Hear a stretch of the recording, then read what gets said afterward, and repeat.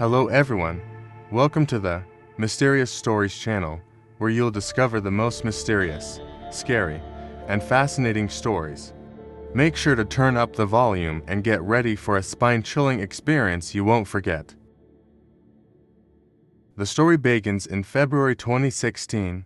Captain Noak mentioned that during that time, the southern region was conducting conscription selection.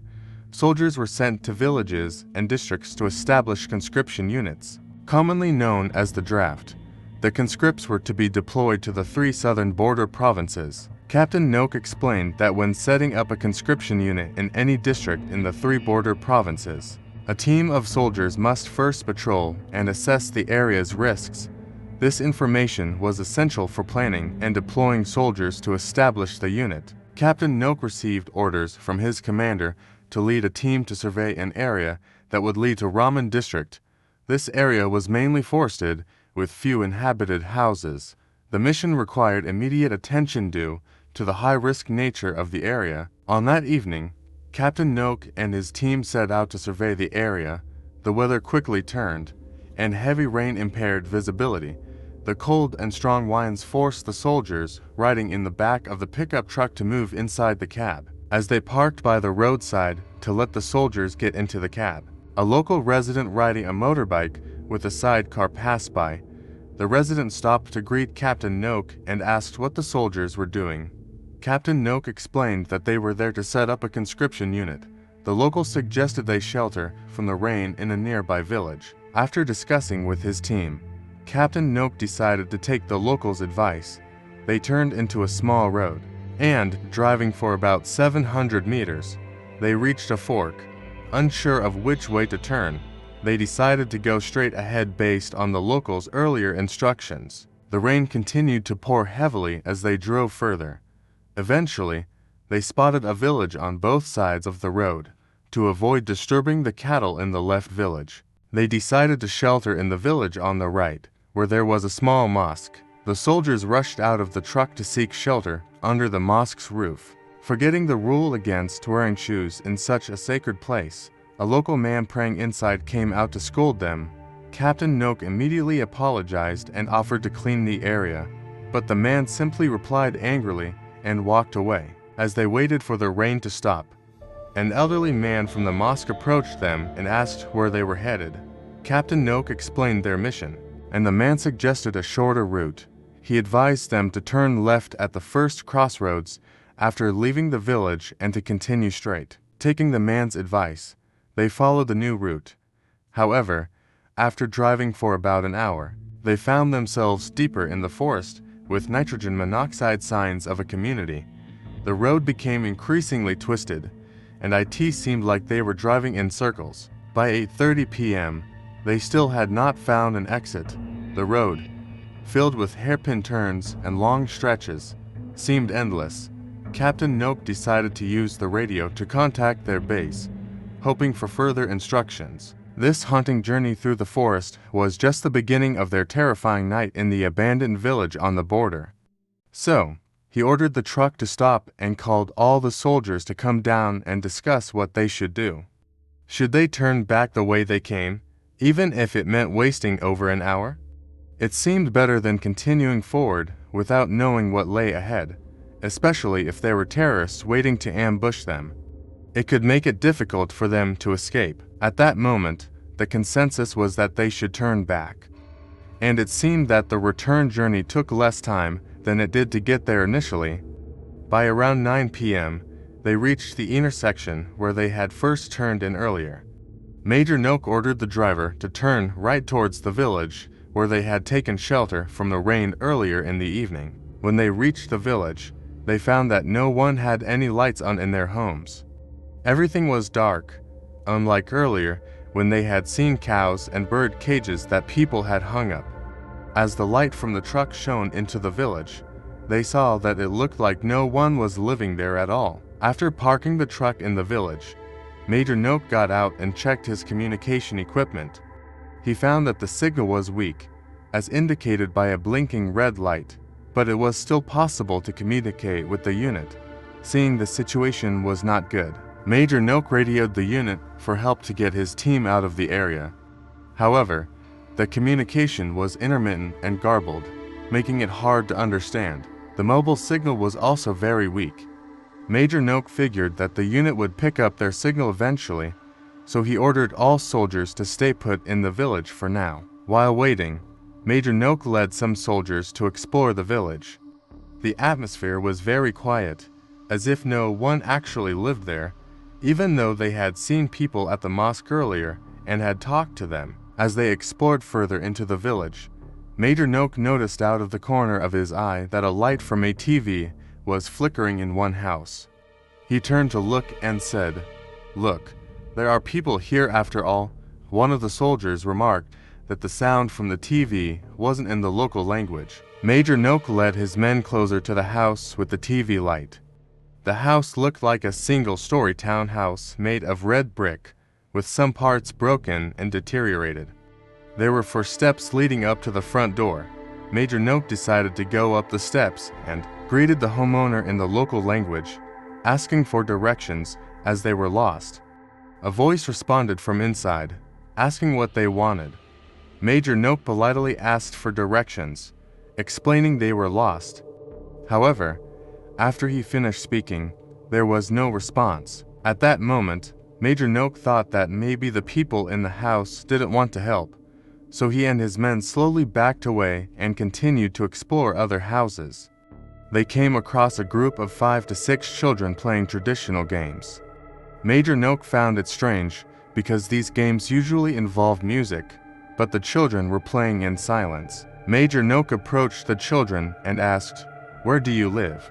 The children pointed towards a house near the mosque without saying a word. Major Noak then led his men towards the house the children pointed to. One of the soldiers remarked to Major Noak that something felt off, but Major Noak told him not to worry and to hurry so they could leave quickly. As they walked towards the house, they encountered an elderly couple. Major Noak greeted them and asked for directions again. The old man told them to go straight and turn left.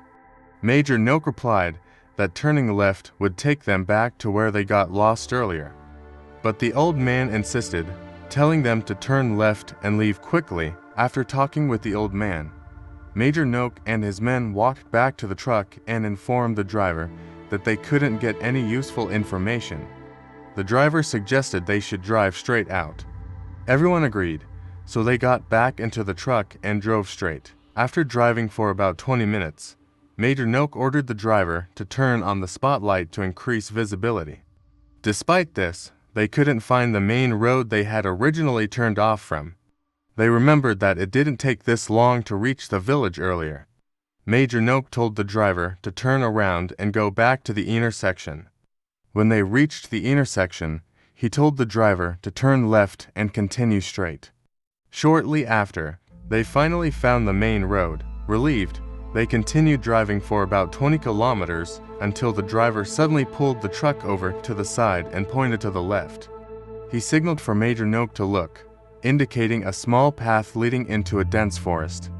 Major Noak and 2 soldiers got out to investigate. Do you believe that this alley they just drove out of onto the main road moments ago? While Captain Noak and his soldiers were still confused by what they saw, a local motorbike passed by.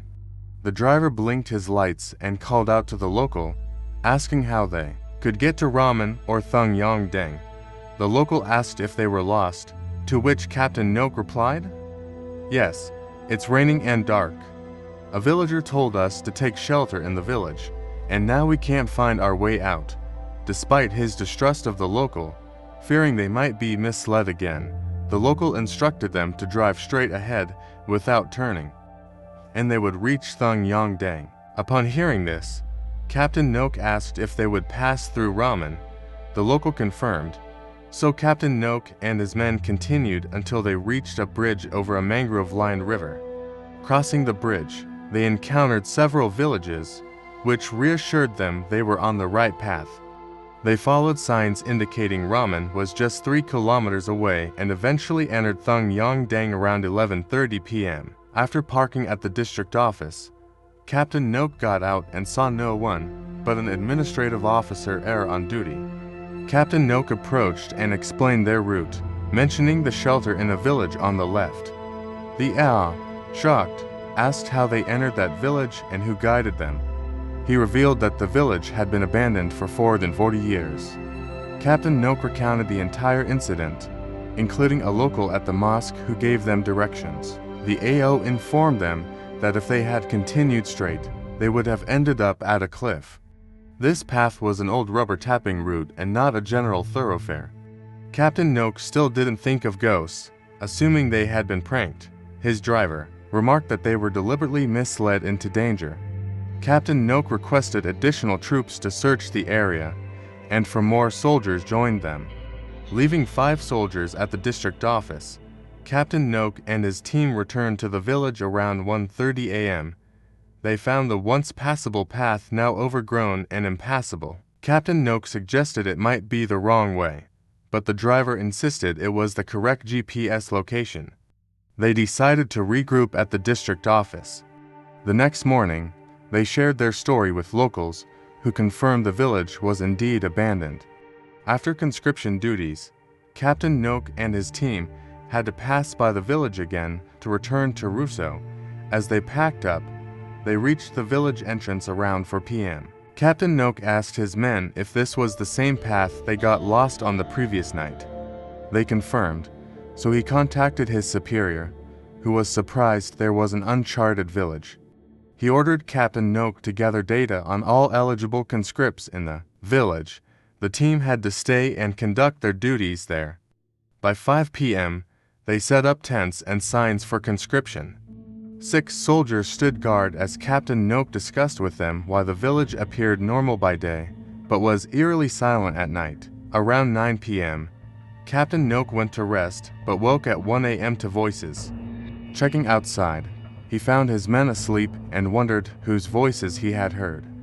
A fellow soldier, the driver, confirmed hearing the same sounds for a while. Captain Noak decided to investigate. Walking through the village, they met a group of men drinking tea. The men warned them not to walk around at night due to dangers. As they left, they saw a woman sitting outside a house. Confused about not seeing her before, they approached. The woman gestured for them to enter the house. Inside, a body hung from the ceiling, shocking them. When they looked back, the woman had disappeared. Regaining composure, Captain Noak used a flashlight to signal his men to gather. The driver noted that the woman's face resembled the hanged corpses. Upon regrouping, Captain Noak ordered some soldiers to guard the body while he and 3 others went to find the men they saw earlier. The sound of footsteps echoed from inside the house. Captain Noak shouted, "If anyone's in there, come out now." Officers are about to enter, but there was no response. Captain Noak then ordered the soldiers to break down the door immediately. Inside, the house was old and cluttered with a strong musty odor. As they moved to the 2nd floor, they found no sign of anyone. What puzzled Captain Noak was the presence of Hindu deity Ganesha and Thai spirit dolls, offerings typically found in Buddhist households. Despite this being a Muslim home, after the soldiers exited the house, they proceeded to inspect the mosque. This time, they remembered to remove their shoes, recalling the scolding from a previous visit. As Captain Noak pushed the mosque door open, they were shocked by the sight. The interior, previously pristine, now appeared old, dilapidated, and filthy. While the soldiers scanned the area with their flashlights, an old man emerged from the shadows, walking towards them. They instinctively stepped back and shouted, "Stop right there! Who are you?" The old man replied, "I've been guarding this place for a long time. What are you doing here?" Captain Noak recognized him as the one who had invited them to take shelter from the rain. Captain Noak asked, "What are you doing here, uncle? How can you live in a village this deserted and run down?" The old man responded coldly, "I invite everyone who passes by to come in." Curious, Captain Noak asked how the old man managed to live there. The old man pointed behind the mosque. They followed his direction and were stunned into silence at the sight of a burial ground. Captain Noak quickly excused himself and led his men out of the mosque.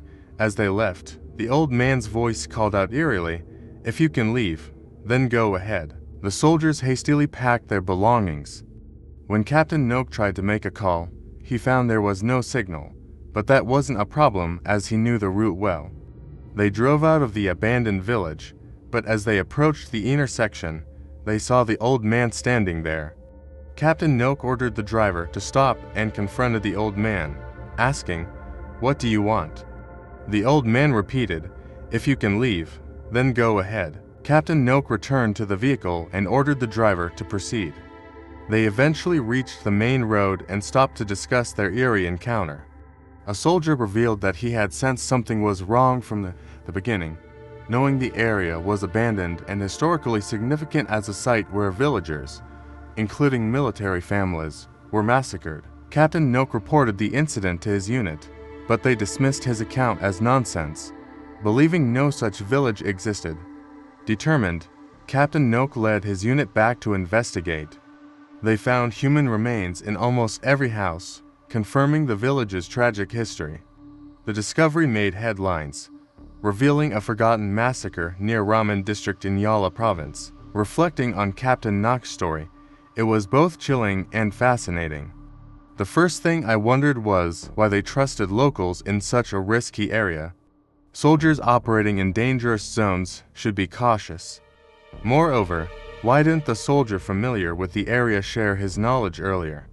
Perhaps there were reasons for their decisions. If you enjoyed today's story, don't forget to like, share, and subscribe to our channel, Mystical Tales, so you won't miss out on more eerie and thrilling tales in the future. Thanks for watching, and see you next time.